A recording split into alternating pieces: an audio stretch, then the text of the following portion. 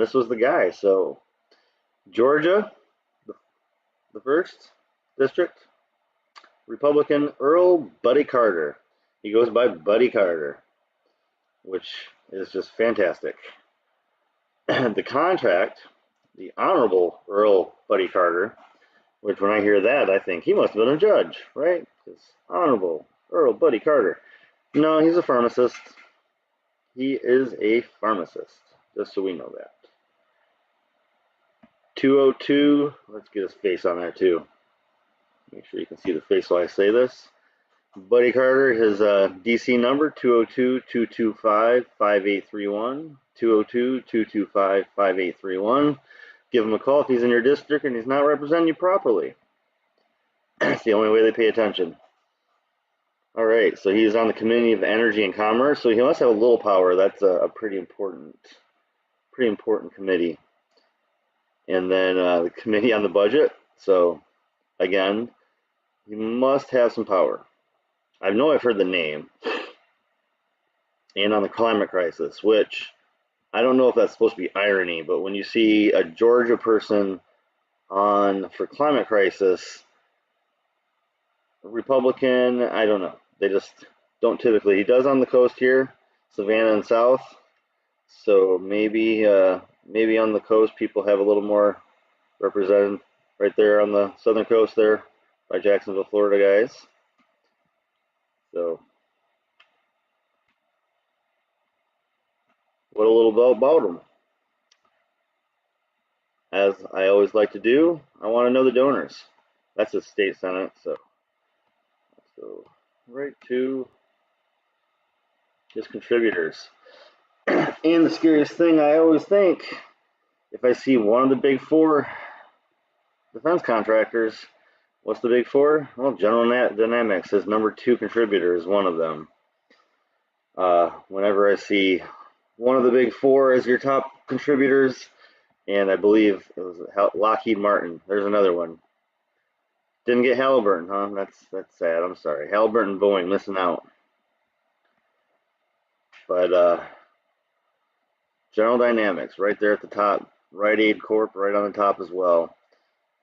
So Big Pharma and General Dynamics, a war corporation. Interesting that he did not get onto an international committee with the war there, but the budget, got to have budget people to keep going with war, never-ending war. So yeah, he is a General Dynamics contributor. So if he is your Congress member, please do not, feel free to call him and make sure they know that you are anti-war when these wars come up here against Ukraine, against Venezuela, against whoever we might decide to start bombing very soon, because we need to be at war at all times. And this congressman is a war person, so you don't get that as a top contributor if you're okay with peace and harmony in the world. So a little bit about Earl Carter, also known as Buddy. The U.S. House Representative is doing Georgia's 1st congressional district, Republican Party, and has been in since 2015, but has been in running, so was a mayor of Pooler, Georgia from 96 to 2005. Before that was 4 years on the city council. And then Georgia House of Representatives, 2005 to 2009. So really a career politician when you look at this. He's been in politics for, 94, so 27 years. It was about a decade after college that he went right into it. So now resides in Savannah, beautiful area. I understand it. I did not know it was Republican area, so I might not be considering you for my next home. Thank you, district. When you looked at the races he's recently had, he absolutely killed it. So not somewhere that anyone's going to take over anytime soon. And votes pretty much, when you look at the key votes for the last 3 or 4 years, as almost every congressional member goes. It's completely partisan. There's no actual debate. There's no actual personal opinions aside. You have a few people just trying to, increase their name, increase their wealth, and make a few public displays that get them a lot of airtime. Because getting you airtime gets you further along. And I've heard of this person's name, so let's see how further along they go. Georgia is a state that's way behind on this, so it was not a surprise to me that as the Stony Progressive likes to start checking out here, completely against all cannabis.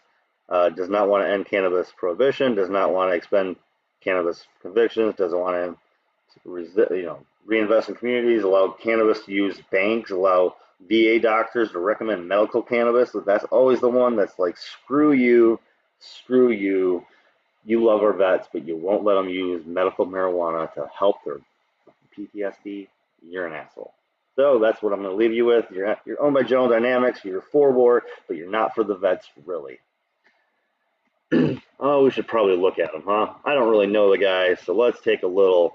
Like I said, first video I found. Championship football team. At least he didn't wear a red jacket. 2 minutes to Mr. Carter. I thank the gentleman for yielding and for hosting this. Madam Speaker, Joe Biden's first year in office has exceeded all expectations. In 365 short days, Joe Biden has managed to inflict an entire term of pain and hardship on the American people. Grocery store shelves are empty.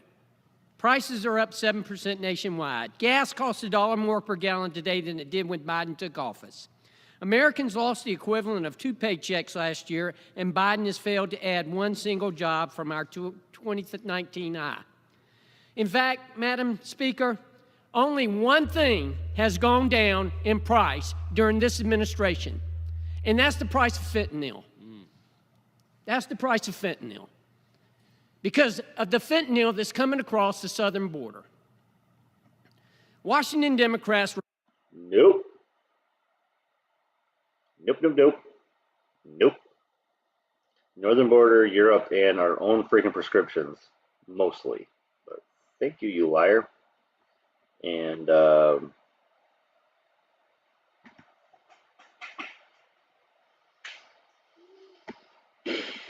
we're counting on Joe Biden to socialize our economy, and boy, did he deliver. His administration caved to teachers' unions. What? Putting the wants of liberal elites ahead of the needs of our children who are desperate for high-quality in-person learning. Domestic terrorist. That is how his administration labeled parents who want better for their children in virtual learning. It's despicable. He caved to Russia, gutting the Keystone XL pipeline on his first day in office, but allowing the Nord Stream 2 pipeline to push ahead virtually unchecked. He caved to Fauci, who kept his job despite lying to Congress about gain-of-function research. You know, who isn't caving? Senator Manchin, the Supreme Court, and Republicans across the nation who are fed up with this administration's singular focus on stripping rights and opportunities away from Americans. This administration has more than earned its 33% approval rating, and I hope, for the sake of our country, that the next 3 years are nothing like this one we have endured.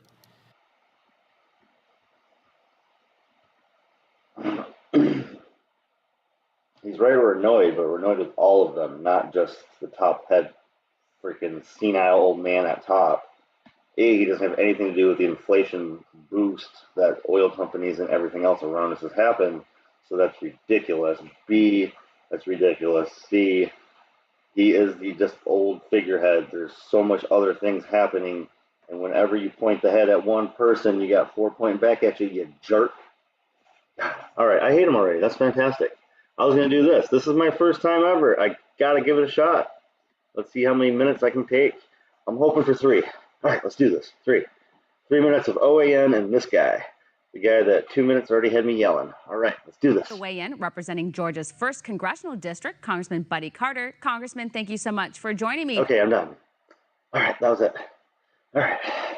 Well, good times. Good times. We should do it again sometime. Not today. All right, let's So, do it. Congressman, as you may have heard, in New Mexico, they are calling on the National Guard to help schools stay open during this COVID Omicron surge. That being said, it's kind of incredible that we're at this point, considering in other states, things are running completely fine at schools, like Florida, for example, and so on. I mean, it just seems kind of excessive and extreme, and you have to wonder, like, why is it that there are so many teachers out of school? And then, and according to their logic, Omicron's so bad, then why would they send in the National Guard to do their jobs for them? Well, those are all valid points and certainly something that needs to be considered. I mean, why are we having to reach this point where we're using National Guard, which, you know, I'm sure they're qualified. I'm sure that they'll do an adequate job. But at the same time, where are the teachers and why are they not there? And I think it's. Why are you on this network that is literally filled with propaganda and bullshit and can't verify 70% of their stories with secondary sources and use anonymous sources for most of their sourcing? Are you kidding me? All right, that was enough. That was fun. Do it again sometime. Not doing that again. Nope, nope, nope. All right. So let's clean the palate. Whew. All right.